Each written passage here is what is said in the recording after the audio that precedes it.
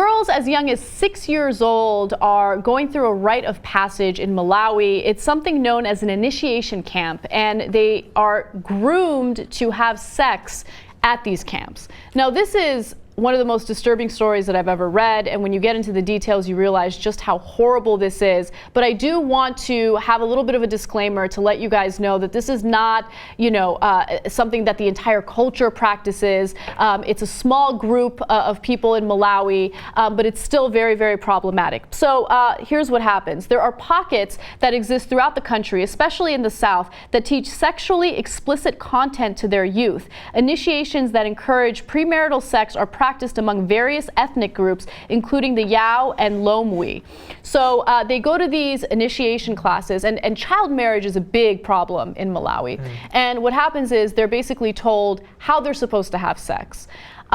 What happens if you don't have sex, or if you disagree with someone who's trying to have sex with you, usually the person who's trying to marry them. Human rights groups and researchers have also found instances when a man, nicknamed the hyena or Fizzy, has sexual intercourse with newly initiated girls as part of the rite of passage. So then there's a guy there who after telling them that they're supposed to have sex and it's the right thing to do, this is something their culture supports, he goes in and has sex with them. Yeah. And anyone who disagrees with it is going against the culture. I mean, it's amazing. Yeah, well, I mean, look, I don't know everything about this, but it seems to be a pretty good example of one of the few remaining sort of extremely old school remnants of patriarchal society, which is about controlling access to two resources. One, money, actual resources, and two, women.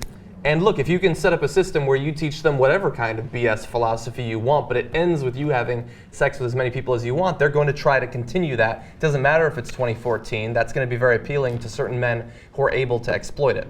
And it does strike me as odd that, like, when we in our country just try to teach, some information about human sexuality in terms of health, in terms of contraception, STDs, to grade schoolers or something, they say we're doing something like this, teaching them how to have sex positions and things like that. And it shows that, like, they should be outraged about Malawi, not stopping, kids in America from understanding what a condom is for and things like that. Yeah, absolutely. And of course, there's a great deal of misinformation at these initiation camps. And that's not to say that all of these initiation camps are the same. Some are more extreme than others. And not every ethnic group in Malawi follows this type of cultural standard. Again, I want to really, really emphasize that, because I don't want people to think that this is a nationwide thing or anything like that.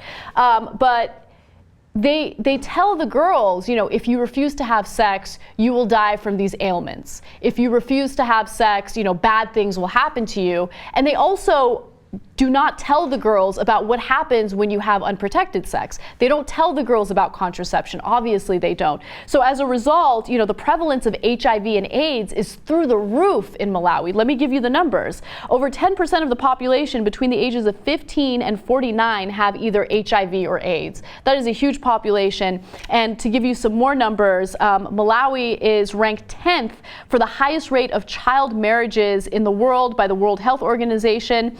And also 35% of all pregnancies in the country come from teenage mothers.